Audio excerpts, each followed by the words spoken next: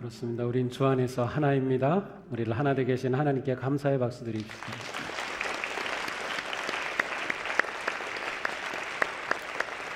우리 서로 축복하며 인사합시다. 사랑합니다. 축복합니다. 사랑합니다.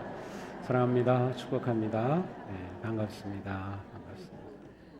네, 우리 감동의 예배 카드 꼭 소지하시고 한 달 동안이 아니라 사실은 우리가 앞으로 평생 동안 잘 따라야 될 그러한 것들입니다. 여기 보면 아멘으로 화답하기라고 되어 있어요. 아멘으로 화답하기. 우리가 지금 찬양 끝났을 때에도 또 설교 중에도 하나님께서 주시는 은혜에 따라서 아멘 아멘 고백하는 것이 아주 중요합니다. 사도 바울은 이렇게 말했어요.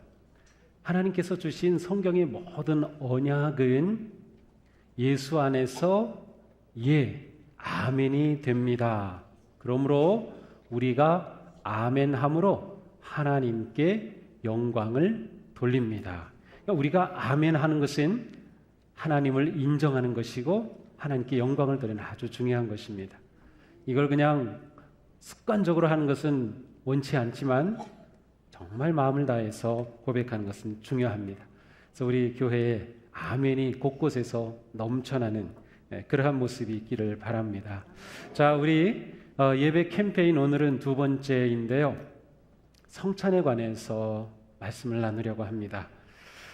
우리 교회에 새로 오신 분들은 대체로 우리 교회에 이렇게 예배를 드리면서 적어도 한 달에 한 번은 성찬을 받는 성찬식을 하는 것이 좀 특별하게 다가온다고 합니다. 또 일부 예배 오시면 매 주일마다 성찬을 우리가 하고 있어요.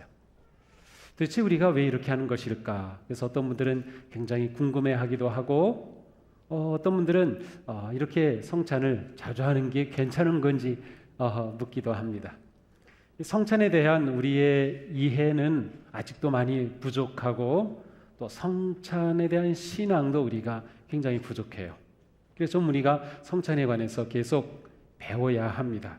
오늘 말씀 가운데 사도 바울은 이렇게 말씀하죠. 누구든지 합당하지 않게 주님의 빵을 먹거나 주님의 잔을 마시는 사람은 주님의 몸과 피를 범하는 죄를 짓는 것입니다. 그러니까 성찬은 합당한 사람이 합당하게 받아야 한다고 말씀하고 있어요. 오늘 우리가 성찬식을 할 텐데 이 성찬을 받을 때 내가 합당한 사람인가를 묻는 게 중요한 거예요. 그리고 합당하게 받는 게 중요한 거예요. 그런 다음 그 빵을 먹고 잔을 마셔야 합니다. 몸을 분별함 없이 먹고 마시는 사람은 자기에게 내릴 심판을 먹고 마시는 것입니다. 분별함 없이 함부로 하는 것이 아니라고 하는 것이죠. 오늘 우리는 성찬을 행하는데 일부 예배는 빵을 사용하지만 우리 2부와 3부에서는 밀떡 혹은 전병을 사용합니다. 밀떡, 전병은 빵을 상징하면서 우리가 사용하는 것인데요. 사실 빵을 사용하면 더 좋지만 실제로 이 성찬식을 진행하는 데 있어서는 아주 많은 사람이 모인 곳에서는 또 시간도 많이 걸리고 또 그러한 실제적인 부분에 있어서 어려움이 있기 때문에 이 전병을 사용하고 있습니다. 왜 예배에 성찬식이 있어야 할까? 자, 처음 교회 성도들은 어땠을지 한번 상상해 봐요. 예수님이 부활하셨습니다. 이제 예수님은 더 이상 그들과 함께 하지 않아요. 예수님의 제자들과 처음 모인 그리스도인들, 예루살렘 교회에 모인 사람들, 또 안디옥에 교회가 생기고 그곳에 모인 성도들, 그들은 모여서 예배하죠. 그런데 그 예배하는 것의 중심에는 예수 그리스도가 계십니다. 예배당에 들어오면 어디에나 십자가가 있습니다. 십자가는 그 사람이 누구인가를 보여주기도 합니다. 이 십자가는 바로 예수 그리스도의 구속의 십자가를 나타내기 때문에 그렇죠. 그러니까 그리스도인의 예배 중심에는 예수 그리스도가 계셔요. 예수 그리스도가 계시다고 하는 것은 그리스도인들이 모여서 예배할 때 그 예배의 방향은 예수 그리스도이십니다.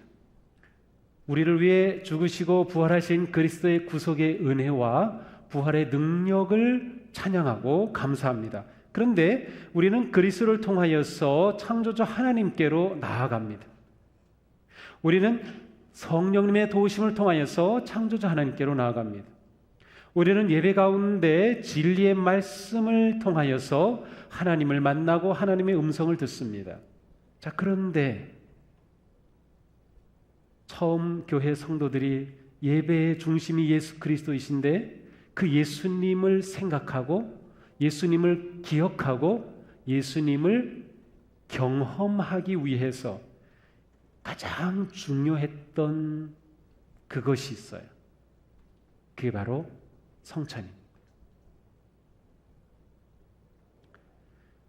집에서 추도 예식을 하든지 추모 예식을 할 때 보면 이 사진을 놓죠. 세상 떠나신 부모님의 그 사진을 보면서 부모님을 떠올립니다. 제자들이 예수님을 가장 가까이 기억하고 경험할 수 있는 것은 성찬이었어요. 왜냐하면 예수님이 제자들과 나눈 그 식탁, 그 성찬은, 그 식사는 제자들과 너무나도 가까운 믿음의 교제였기 때문에 그래요. 그리고 또 예수님이 마지막 유월절 만찬에서 주신 말씀은 그들에게 너무도 깊이 박혀 있어요.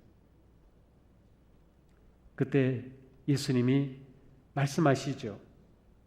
이것을 행하여 나를 기억하라. 나를 기억하여 이것을 행하라. 이것이 뭐예요? 예수님과 제자들이 나누었던 만찬이에요. 이것을 행하라고 말씀하셨어요. 아마 처음 교회 성도님들은 깜짝 놀랐을 겁니다. 야, 이렇게 이것 때문에 예수님이 이걸 행하라고 하셨구나. 그들은 예수님을 기억하면서 성찬을 나눌 때 정말로 부활의 주님을 경험하고 그들과 함께 하시는 성령님을 느끼며 정말 살아있는 예배를 드릴 수 있었어요. 기독교 예배는 처음부터 그 중심에 말씀을 듣는, 유대인의 회당 전통에 세운 말씀을 듣는 것과 그리고 성찬을 나누는 것이 중심이었습니다. 이것이 기독교 예배를 이루는 두 가지 핵심 기둥입니다. 그러니까 우리가 왜 성찬을 행하느냐? 예수님이 이것을 행하라고 명령을 하셨는데 그것을 행함으로 정말로 예수님을 기억하고 경험하고 놀라운 은혜를 누리게 되는 그러한 주님이 주신 선물임을 발견하게 됩니다. 그래서 그것이 예배의 중심에 세워진 것입니다. 그런데 교회의 역사 가운데 이 두 가지가 나눠지는 그러한 일이 있었어요. 바로 1517년에 있었던 종교 개혁입니다. 그 전에 기독교는 하나로 쭉 이렇게 왔어요. 그러다가 로마 제국의 국교가 되고 이제는 로마 제국이 퍼진 모든 곳에 기독교가 그 나라의 종교가 되고 말았어요. 그런데 로마 제국이 동서로 나눠집니다. 그렇게 되니까 역시 교회도 동서로 나눠지게 돼요. 어느 지역에 있는 교회가 권위를 가지느냐 가지고 논쟁이 벌어져요. 그래서 로마 중심에 있는 서방교회, 콘스탄티노플 중심으로 있는 동방교회로 나눠집니다. 1054년이에요. 이렇게 나눠진 동방교회는 지금도 동방정교회가 있죠. 이렇게 나눠진 서방교회는 그렇게 내려오다가 1517년에 종교개혁이 일어나면서 천주교와 개신교로 나눠집니다. 종교개혁이 일어났다는 것은 무엇을 의미해요? 문제가 있었다는 거예요. 이것을 개혁하고 고쳐야 될 심각한 문제가 있었어요.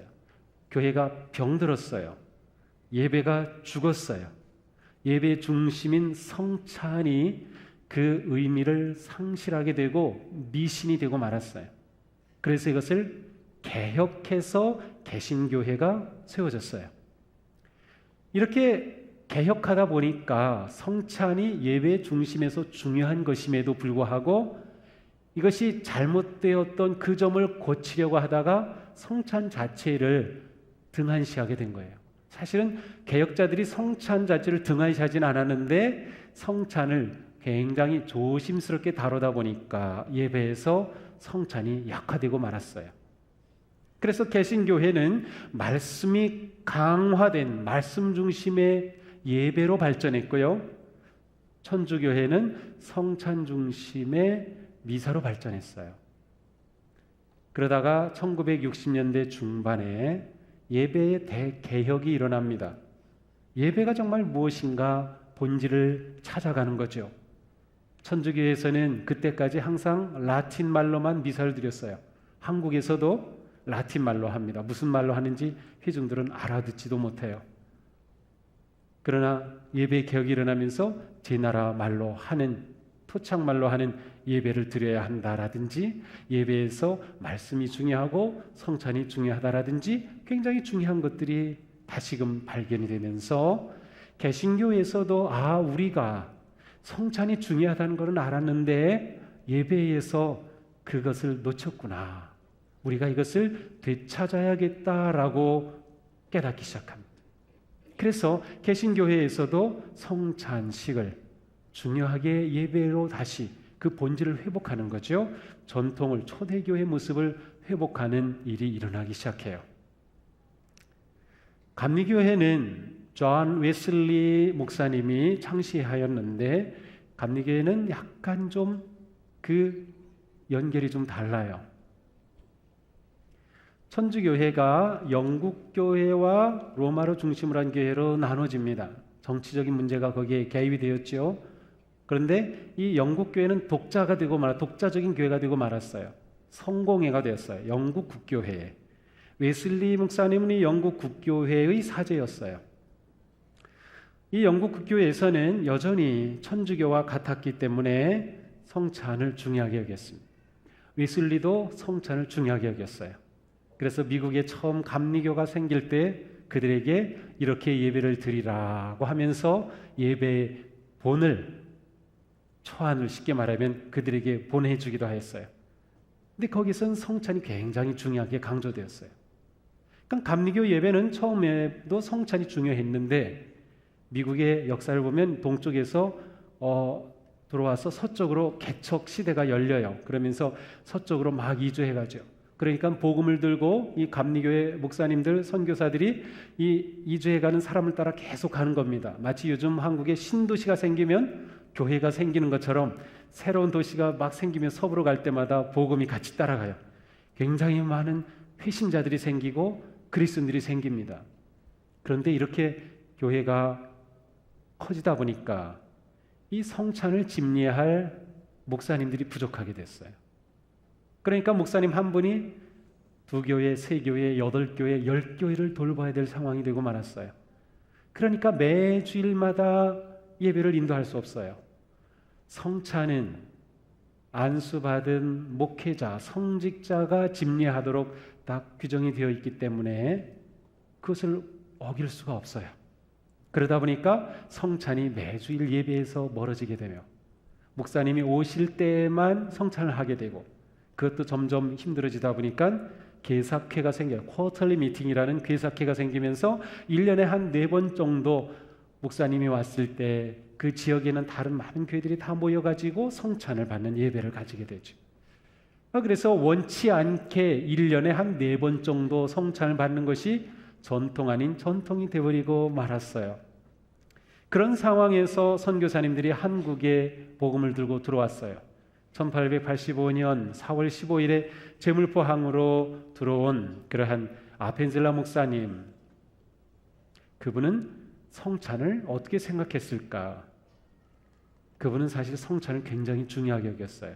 그래서 그분의 이 보고서에 보면 성찬을 모일 때마다 목사님들이 모이면 거기서 성찬하고, 또 개사회로 모이면 성찬하고, 연회로 모이면 성찬하고, 성찬했다는 기록이 굉장히 많이 나와요. 그러나 처음 시작되었을 때 그 성찬의 중요성이 사라지게 되고 말한 거죠.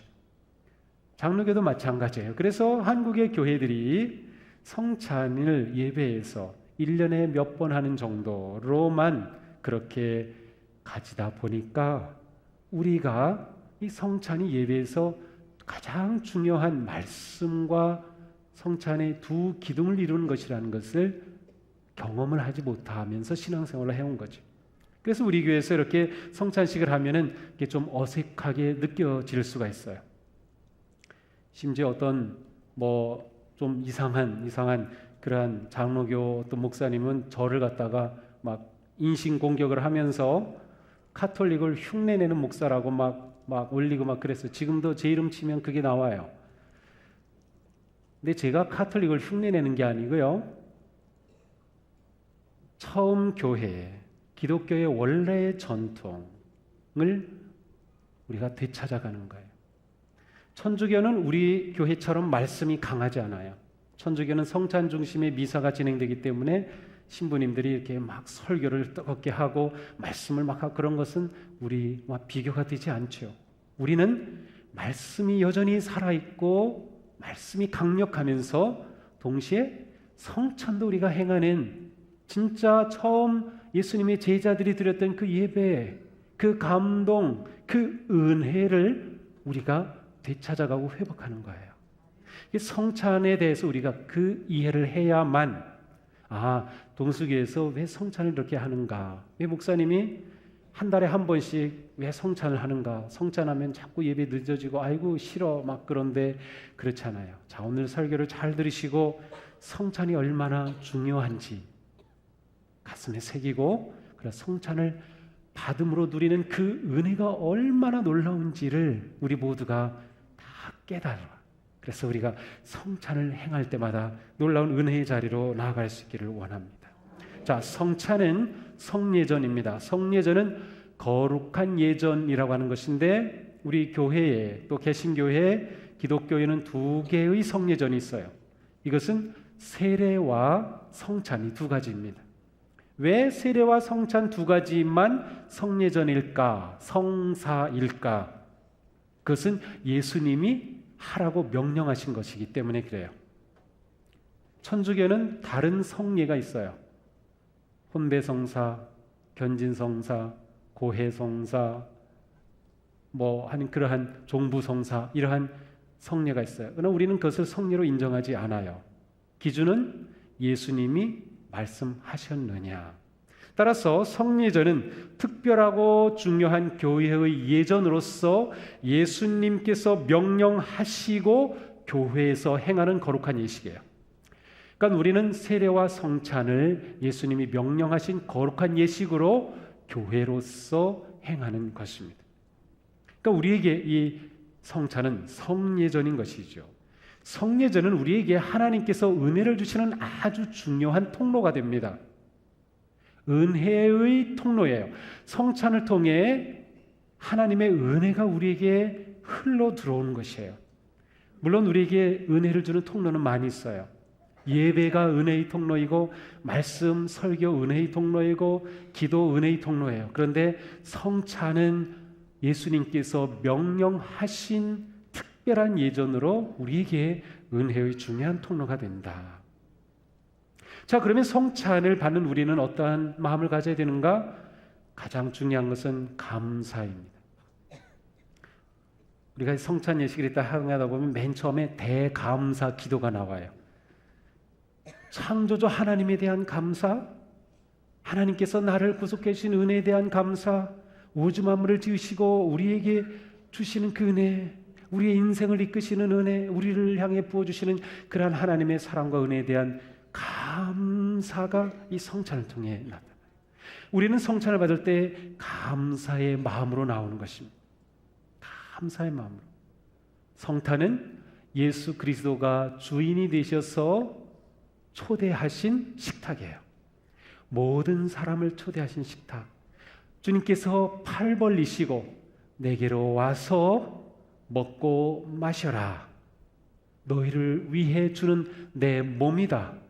내 피다 라고 주님께서 우리를 초대해 주신 자리예요. 그러니 이게 얼마나 고마운 자리예요. 이 세상 온 우주 만물의 왕이신 왕께서 초대해 주신 왕의 식탁이 성찬이에요. 그러니 우리는 이 성찬의 자리에 오면서 감사가 넘쳐야 돼요. 하나님께서 나를 이 자리에 불러주셨네. 주님이 호스트가 되셔서 주인이 되셔서 나를 이 놀라운 식탁에 초대해 주셨구나. 그 하나님이 나를 구속하여 주셨고 사랑하여 주셨구나라는 감사의 고백과 마음이 담겨져야 돼요. 다음으로 우리는 성찬을 통해 기억해야 돼요. 성찬하면 반드시 연결되는 것이 예수 그리스도의 십자가입니다. 예수 그리스도의 죽으심과 부활입니다. 왜냐하면 예수님이 이것을 행하여 나를 기억하라고 하셨는데, 예수님을 기억한다고 하는 것은 무엇을 말해요? 예수님의 십자가와 부활의 능력을 우리가 기억하는 거예요. 자, 그런데 여기서 기억한다는 것은 단지 머리로 떠올린다, 추억한다, 생각한다는 의미보다 훨씬 더 크고 깊어요. 예수님께서 기억하라라고 하는 이 특별한 용어가 있어요. 그리스 말로 아남네시스라고 하는 이 용어는 과거의 사건이 현재 내가 실제로 경험하는 것을 의미해요. 그러니까 우리가 성찬을 받을 때 기억한다는 것은 예수 그리스도의 그 십자가의 구속의 사랑과 부활의 능력을 현재 성찬을 통해 경험한다는 뜻입니다. 그것을 통해 우리는 예수 그리스도를 기억하는 것이에요. 그러니까 성찬을 받을 때 우리 마음에는 감사가 넘쳐나고 그리스도의 놀라우신 초대에 내가 감격해하며 주님의 그 십자가와 사랑과 부활의 능력을 기억하는 것입니다. 또한 우리는 이 성찬을 받을 때 성령님이 함께 하신다고 하는 믿음을 가져야 됩니다. 이것은 내가 인정하든 안 하든, 그렇게 경험하든 못하든 100%예요. 예수님의 이름으로 성찬을 하는 그 자리에는 성령님이 반드시 계셔요. 성령님이 일하시고 계시는 거예요. 왜냐하면 성령님이 일하심으로 우리는 그리스도를 기억할 수 있어요. 성령님이 일하심으로 우리는 그리스도의 부활의 능력을 경험할 수 있어요. 성령님이 계시기 때문에 우리는 창조주 하나님에 대한 감사의 마음을 드릴 수가 있어요. 성령님께서 이 성찬 가운데 우리의 마음을 주장하시고 우리의 공동체를 주장하셔서 인도하시는 거예요. 성령님은 여기 계셔요. 그러므로 내가 주님의 몸과 피를 받아 먹고 마신다고 하는 것은 놀라운 성령님의 은총이 내게 부어지는 거예요. 이것보다 놀라운 것은 없어요. 성찬은 성령님이 우리와 함께 하시는 거죠. 또한 성찬은 새로운 가족의 식사입니다. 그렇죠. 만찬, 성만찬 하면 그것은 어떤 잔치를 연상시키죠. 맞아요. 6월절 만찬이었어요. 뿐만 아니라 예수님은 부활하신 후에도 제자들과 함께 식사를 하셨어요. 또한 십자가에 달리시기 전에도 제자들과 함께 식사를 하셨어요. 예수님은 이 복음서를 보면 식사 자리에 굉장히 즐겁게 참석하셨어요. 그래서 심지어 바리새인들은 예수님이 그냥 많이 먹고 마신다고 먹보요 술꾼이라고 예수님을 막 비난할 정도로 예수님은 굉장히 이 식탁을 즐기시고 좋아하셨어요. 왜 그럴까요? 이 식탁이 사랑의 교제의 중심이 되기 때문에 그래요. 한 가족이 가족인 것은 한 상에 둘러서 먹고 마시기 때문에 가족이에요. 요즘 한국 사회가 가족 해체가 일어나는 것은 한 상에 둘러 먹고 마실 시간도 없고 한 상에 둘러 먹고 마시지를 못해요. 그것이 빠져버리는데 어떻게 가족이 형성이 되겠어요? 정말 우리에겐 심각한 문제죠. 우리가 성찬을 나눈다는 것은 우리가 그리스도 안에서 새로운 가족이라는 것을 말해요. 요즘은 홀로족이 굉장히 많아요. 혼자 사는 가구가 이제는 제일 많아졌어요. 이러한 때에 우리 교회가 성찬을 통해서 혼자 사는 모든 사람들이 가족을 경험할 수 있고 가족이 여기 있다는 것을 발견하게 된다면 얼마나 놀라운 일이 될까요? 성찬은 가족이에요. 하나님은 아버지시고 예수님은 큰 형님이 되신 가족을 이루고 있는 우리가 나누는 한 식사인 거죠. 그러니 우리는 성찬을 받을 때 우리가 그리스도 안에서 한 몸이라고 하는 것을 생각할 수 있어야 돼요. 내가 받는 것 저 사람도 받고 똑같이 우리는 그리스도의 몸을 받는구나. 우리는 한 생명을 나눈 한 가족이구나 라고 하는 것이죠.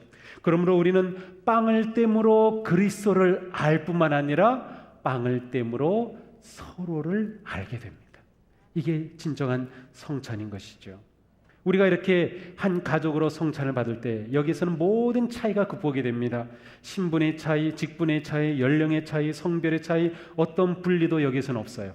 예수님의 식탁은 모든 사람에게 열린 초대된 식탁입니다. 물론 이 식탁은 예수님을 그리스도로 인정하고 믿는 예수님의 사람들이 참여하는 특권을 가지고 있어요. 예수님을 모르는 사람들은 식탁에 참여하지 못하는 거죠. 오늘 우리가 성찬을 행할 때 혹시 우리 가운데 예수님을 아직 믿지 않는 분이 계시다고 하면 내 마음에 정말로 오늘 목사님 설교를 들으니까 예수님이 주님이라고 하고 왕이시라고 하고 예수님의 식탁이라고 하는데, 야, 내가 정말 그 예수님 알고 싶다, 내가 그 예수님을 정말로 만나고 싶다는 그런 마음을 가지고 열망을 가지시면 이 성찬을 받으실 수 있어요. 그리고 빠른 시일 내에 세례를 받으시면 돼요. 또한 이 성찬은 천국의 식사입니다. 천국의 식사요? 네, 하늘나라의 식사라는 말입니다. 우리의 삶은 이 세상으로 끝이 아닙니다. 우리는 영원한 하늘나라의 삶을 보장받았어요.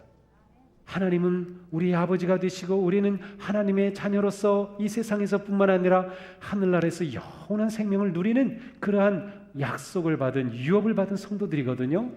그러한 우리들이기 때문에 이 땅에서 나누는 성찬은 하늘나라의 그 잔치를 맛보는 것 같아요. 마치 시편 23편에서 내 머리에 기름을 부으시고 나를 그 잔치 초대해 주시니 내 잔이 넘칩니다 라고 한 그 시편의 고백이 이 천국의 잔치를 묘사하는 것처럼 우리는 바로 성찬을 받으면서 천국을 소망하게 되고 그 천국의 잔치를 맛보게 돼요.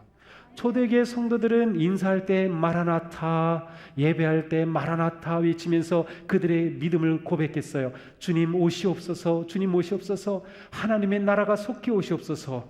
성찬을 받으면서 그 나라를 사모하고 그 나라의 맛을 맛보는 거죠. 시식하는 거죠. 이 성찬이 우리에게 이처럼 놀라운 일입니다. 성찬은 하나님께서 우리에게 주시는 생명의 양식입니다. 우리는 하나님의 말씀을 생명의 양식이라고 믿어요. 그렇죠. 성찬 또한 우리를 위해 주시는 하나님의 생명의 양식이에요. 더군다나 예수님이 자신의 몸을 직접 주시는 거예요. 양식은 우리를 살리는 거예요. 우리가 무엇을 먹느냐가 우리의 존재를 결정해요. 우리의 체질도 결정해요. 내가 먹는 게 내 지금의 몸을 만든 거예요. 나를 건강하게 만들고 싶으면 건강한 음식을 먹어야 되죠. 우리의 영이 건강하려면 성찬을 잘 받아야 돼요. 예수 그리스도의 몸과 피를 받은 사람은 예수님을 내 안에 품은 사람답게 존재가 달라져야 되는 거죠. 그러니까 성찬을 그래서 함부로 받으면 안 돼요. 예수님의 몸과 피를 받는 것은 너무도 거룩한 것이고 너무도 신비로운 것이고 너무도 놀라운 은혜이기 때문에 그래요.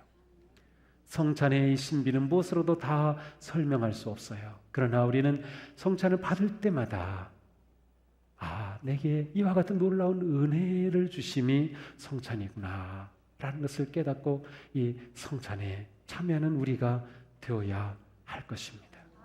성찬을 받은 우리의 삶은 분명히 달라져야 합니다. 우리에게는 생명의 양식이 주어졌기 때문이죠. 주님께서 우리를 이렇게 환대하여 초대하였듯이 우리의 인생은 환대하는 인생이 되어야 됩니다. 많은 사람들에게 사랑으로 환대하는 인생, 많은 사람들을 축복하는 인생이 되는 것이죠.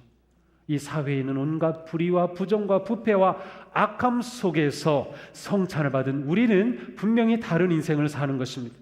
우리는 그리스도의 몸과 피를 받았기 때문에 불의한 세상에서 정의로운 삶을 살게 되며 차별하는 세상에서 참된 평등과 관용의 삶을 살게 되며 탐욕의 세상에서 주님의 은총으로 넉넉한 감사의 삶을 살게 되며 미움과 복수의 세상에서 사랑과 용서의 삶을 살게 되며 경쟁과 투쟁의 세상에서 평화와 겸손의 삶을 살며 높은 담을 허물고 진정으로 하나 되는 참된 평화의 백성으로 살아가게 되는 것입니다.